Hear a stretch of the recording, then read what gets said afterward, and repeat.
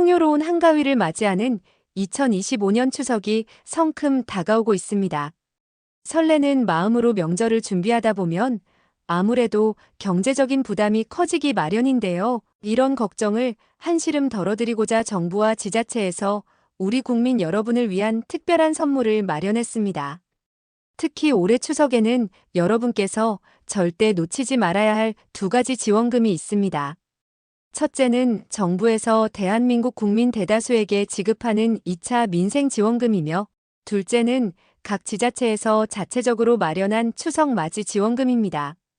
이 두 가지 지원금을 잘 활용하신다면 최대 60만 원까지 현금, 지역화폐, 온누리 상품권 등 다양한 방식으로 받아가실 수 있습니다. 특히 전남 영광군이나 전북 부안군처럼 전 국민을 대상으로 지원금을 지급하며 큰 관심을 받고 있는 지역도 있습니다. 오늘 이 영상을 통해 내가 어떤 지원금을 얼마나 받을 수 있는지, 그리고 무엇보다 어떻게 신청해야 하는지 모든 궁금증을 명확하고 알기 쉽게 풀어드리겠습니다. 영상 시작 전 구독과 좋아요, 알림 설정은 물론 주변의 소중한 분들에게도 이 영상을 공유해주세요. 이제부터 여러분이 가장 궁금해하실 2025년 지원금에 대해 자세하고 친절하게 설명해 드리겠습니다. 먼저 정부가 지급하는 2차 민생 지원금입니다. 이 지원금은 대한민국 국민의 약 90%에게 지급될 예정이며 1인당 10만 원이 지급됩니다. 많은 분께서 내가 과연 대상에 포함될까 하고 궁금해하실 텐데요. 몇 가지 지급 제외 대상이 있습니다. 금융소득이 연 2천만 원 이상이거나 시가 약 20억 원대 이상의 부동산을 보유한 경우에는 안타깝지만 지원 대상에서 제외됩니다. 예를 들어 연 2천만 원의 금융소득이라면 예금 이자만으로 월 160만 원 이상의 수입을 얻는 고액 자산가이거나 주식 배당금이나 펀드 수익 등이 정기적으로 2천만 원을 넘는 경우를 뜻합니다. 또한 시가 20억 원대 이상의 부동산은 서울 아파트 평균 매매가가 그 수준에 육박하는 등 생각보다 많은 가구가 해당될 수 있어 혹시 내가 포함되지는 않는지 꼼꼼히 확인해 볼 필요가 있습니다. 이처럼 90%에게 지급되는 이유는 제한된 재원으로 더 큰 사회적 효과를 얻기 위해 꼭 필요한 곳에 지원금을 집중하려는 정부의 의지가 담겨 있습니다. 이로 인해 소득과 자산 상위 10%를 제외한 대다수 국민이 혜택을 받게 됩니다. 하지만 정부는 이러한 제외 기준이 있음에도 불구하고 모든 국민이 혜택을 고루 누리도록 세심한 배려를 하고 있습니다. 특히 1인 가구, 맞벌이 가구, 다자녀 가구 등 정책적으로 추가적인 지원이 필요하다고 판단되는 가구에 대해서는 탈락하지 않도록 보완책을 마련할 예정이라고 합니다. 가구 특성을 고려한 소득 기준 완화나 자산 기준 적용 방식 변경 등 여러 가능성이 논의되고 있으므로 관련 부처의 추가 발표를 지속적으로 관심을 가지고 지켜봐 주시면 좋겠습니다. 이 정부 지원금은 오는 9월 22일부터 지급될 예정이므로 여러분의 통장으로 따뜻한 지원금이 들어올 날을 손꼽아 기다리시면 됩니다. 다음으로 많은 분이 혼동하시는 정부 지원금과 지자체 지원금의 차이점을 명확하게 짚어드리겠습니다. 이 부분은 여러분이 어떤 지원금을 신청해야 하는지, 그리고 얼마나 받을 수 있는지에 대한 핵심 정보이니 지금부터 집중해서 들어주시기 바랍니다. 중앙정부와 지방정부가 각각 다른 지원금을 지급하는 이유에 대해서도 함께 설명해 드릴 예정입니다. 정부 지원금은 기본적으로 전국민 또는 일정 소득 기준을 충족하는 분들을 대상으로 하며 최대 55만 원까지 받을 수 있습니다. 여기서 말씀드리는 55만 원은 기존 1차 지원금에 2차 지원금 10만 원이 추가된 금액을 의미합니다. 정부는 국가 전체의 경기 부양이나 광범위한 민생 안정을 목표로 하기 때문에 대상을 넓게 잡고 주로 사용처가 정해진 디지털 상품권이나 온누리 상품권 형태로 지급하여 소비 진작 효과를 노립니다.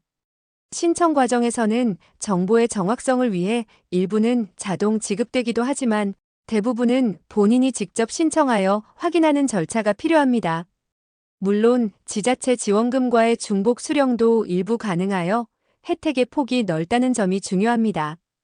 반면에 지자체 지원금은 해당 지역의 거주자나 소상공인처럼 특정 대상을 위주로 하며 지자체별로 금액이 상이하지만 최대 50만 원까지 받을 수 있습니다. 지방자치단체는 지역 경제 활성화나 주민 복지 증진을 주된 목표로 하므로 그 지역의 특색과 상황에 맞는 맞춤형 지원을 하게 됩니다. 그래서 지급 방식도 지역화폐, 현금, 지류상품권 등 정부 지원금보다 훨씬 다양하다는 특징이 있습니다. 대부분 직접 신청해야 하며 가장 중요한 점은 중복 수령 가능 여부가 각 지자체의 정책에 따라 다르므로 반드시 확인해야 한다는 것입니다. 지금부터는 여러분이 살고 계신 곳 혹은 부모님이나 자녀가 살고 있는 곳에서 어떤 지원금이 나오는지 함께 알아보겠습니다. 이제 2025년 추석을 맞아 각 지자체에서 어떤 명절 지원금을 준비했는지 자세히 살펴보겠습니다. 이 정보들을 잘 확인하시면 미처 알지 못했던 지원금까지 꼼꼼히 챙길 수 있습니다. 먼저 전남 영광군은 전 국민에게 50만 원을 지역화폐인 영광사랑카드로 지급합니다. 신청 기간은 9월 1일부터 10월 17일까지로 넉넉한 편입니다. 50만 원이라면 영광사랑카드를 사용하여 약 한 달 반 정도의 식료품비나 명절 장보기 비용을 충당할 수 있는 큰 금액이라서 주민들에게는 정말 큰 도움이 될 것입니다. 단순히 명절을 넘기는 것을 넘어 지역 내에서 지속적으로 소비를 할 수 있도록 유도하여 지역 경제에도 활력을 불어넣을 것으로 기대됩니다. 전북 부안군 또한 전 국민에게 30만 원을 부안사랑카드로 지급하며 9월 중 신청이 시작될 예정입니다. 부안 주민분들은 명절 음식 준비나 가족 선물 구입에 유용하게 사용할 수 있을 것입니다. 농어촌 지역의 주민들에게 명절은 특히나 중요한 행사인데 이러한 지원금은 가뭄의 단비처럼 큰 위로가 될 것이 분명합니다. 전북 고창군 역시 전 국민에게 20만 원을 지역화폐로 지급하며 이 또한 9월 중 신청이 가능합니다. 20만 원이면 명절 때 필요한 제수용품이나 간식 등을 사는데 충분한 금액이 될 것입니다. 전통시장에서 장을 보면서 지역 소상공인들에게도 도움이 되고 받는 분들도 따뜻한 명절을 보낼 수 있습니다. 전남 장흥군은 전 국민에게 지류형 상품권 20만 원을 9월 15일부터 지급합니다. 지류상품권은 전통시장에서 사용할 수 있어 지역 경제 활성화에도 기여하며 주민들에게도 실질적인 도움이 됩니다.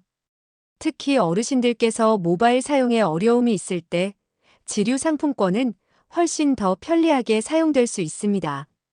전북 정읍시는 소상공인들을 위한 지원금 50만 원을 현금 또는 지역화폐로 지급할 예정입니다. 아직 신청 기간은 미정이지만 코로나19와 고물가로 어려움을 겪었던 소상공인분들께는 정말 큰 힘이 될 소식입니다. 어려운 시기를 보내신 자영업자분들께는 희망의 불씨가 될 수 있습니다. 경기 파주시는 전 국민에게 파주페이 10만 원을 지급할 예정이며 이 또한 신청 기간은 미정입니다. 10만 원이라도 명절 분위기를 내는데 작은 보탬이 될 것입니다. 파주페이 역시 지역 내 소비를 촉진하여 지역 경제에 긍정적인 영향을 미칠 것입니다.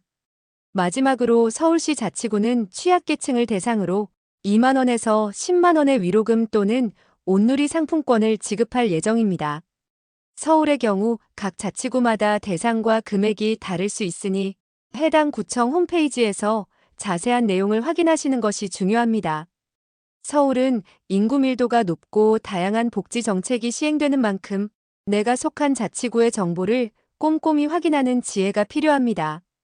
이처럼 각 지역별로 대상과 금액, 신청 시기, 그리고 지급 방식이 다르므로 여러분이 거주하고 계신 지자체의 홈페이지를 꼭 확인하시거나 정부24 웹사이트를 통해 자세한 정보를 알아보시는 것이 가장 정확하고 빠르게 지원금을 받는 방법입니다.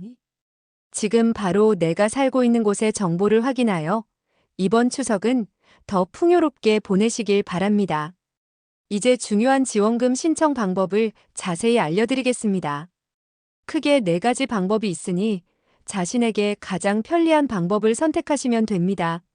첫째, 온라인으로 신청하는 방법입니다. 정부24, 보조금24 또는 복지로 앱을 통해 가능합니다.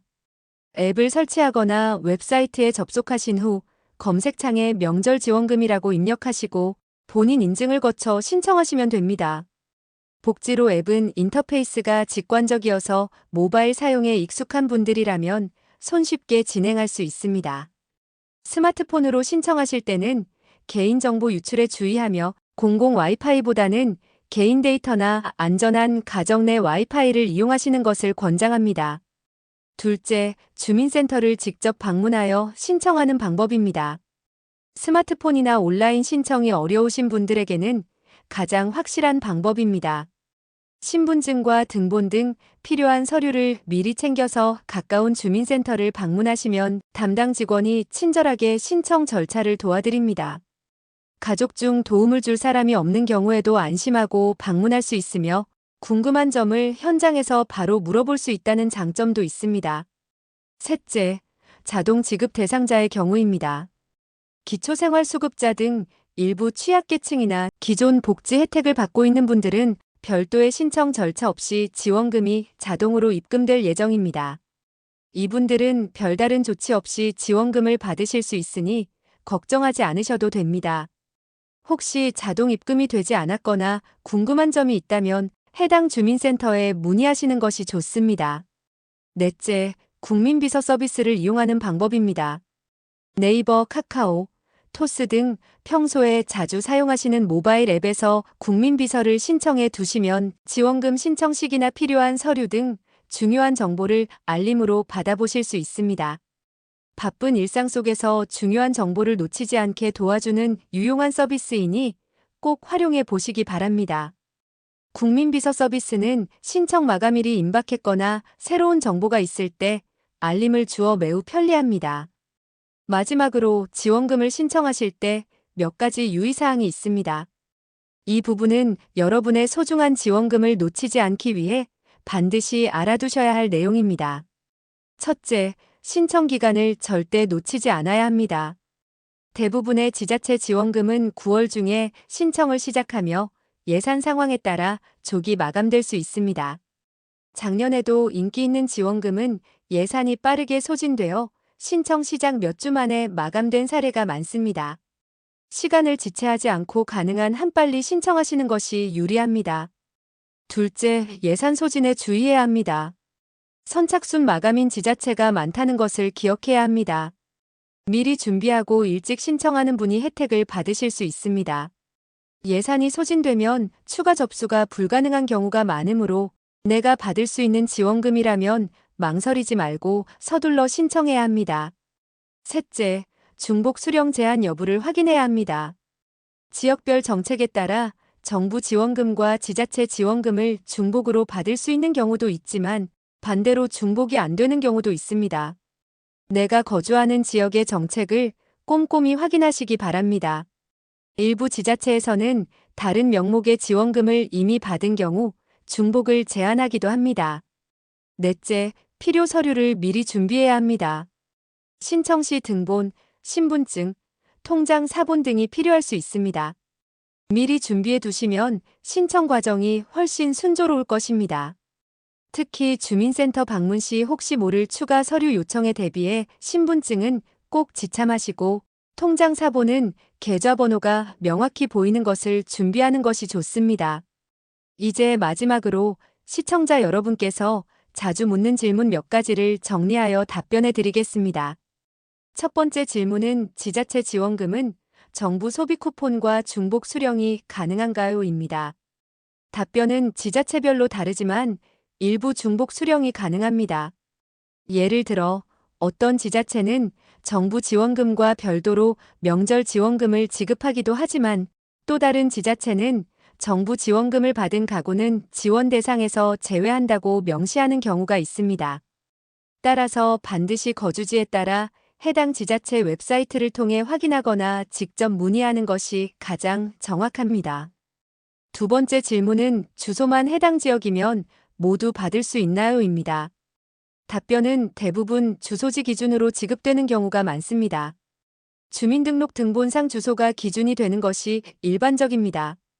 하지만 일부 지자체에서는 서류상의 주소지뿐만 아니라 신청인의 실제 거주 여부도 확인하는 경우가 있으니 이 점도 유의해야 합니다.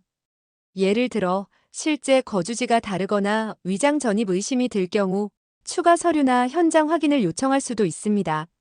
세 번째 질문은 모바일 신청이 어렵다면 어떻게 해야 하나요?입니다. 답변은 스마트폰 앱이나 온라인 신청이 어려우시다면 가까운 주민센터를 직접 방문하시면 담당 공무원의 도움을 받아 신청할 수 있습니다. 또한 보건복지부에서 운영하는 129 복지상담센터에 전화하셔서 자세한 안내를 받거나 전화 신청 가능 여부를 문의해 볼 수 있습니다. 거동이 불편하신 분들을 위한 찾아가는 복지 서비스도 있으니 적극적으로 활용하시는 것이 좋습니다. 마지막 질문은 지금 이사 왔는데 지원금을 받을 수 있을까요?입니다. 답변은 대부분의 지원금은 특정 기준일을 정하여 그 날짜 이전까지 전입신고가 완료된 경우를 대상으로 합니다. 예를 들어 2025년 9월 1일 기준의 주소지 기준으로 지급되는 경우가 많습니다. 이사 오셨다면 전입신고가 해당 기준일 이전에 완료되었는지 확인해 봐야 합니다. 만약 기준일 이후에 이사 오셨다면 아쉽게도 이번 지원금 대상에서는 제외될 수 있습니다. 오늘 영상에서는 2025년 추석을 맞아 여러분이 꼭 챙기셔야 할 정부의 2차 민생지원금과 각 지자체의 명절 지원금에 대해 상세하고 명확하게 알아보았습니다. 지원금의 대상과 금액, 그리고 중요한 신청 방법과 꼭 유의해야 할 사항들까지 모두 설명해 드렸습니다. 이 모든 정보가 여러분의 추석 명절 준비에 실질적인 도움이 되고 마음까지 넉넉하게 만들어줄 것이라고 생각합니다. 오늘 얻어가신 정보를 바탕으로 지금 바로 정부24나 복지로 앱을 확인하시거나 가까운 주민센터를 방문하셔서 나에게 해당되는 추석 지원금을 단 1원도 빠짐없이 꼭 신청하시기 바랍니다. 특히 신청 기한과 예산 소지는 반드시 기억하셔서 놓치지 말고 지금 바로 행동하시는 것이 중요합니다. 이 영상을 보시고 궁금한 점이 있으시거나 다른 지역의 지원금 정보를 알고 계시다면 댓글로 자유롭게 남겨주세요. 여러분의 소중한 의견과 정보는 다른 분들에게도 큰 도움이 될 것입니다. 오늘도 끝까지 시청해주셔서 진심으로 감사합니다.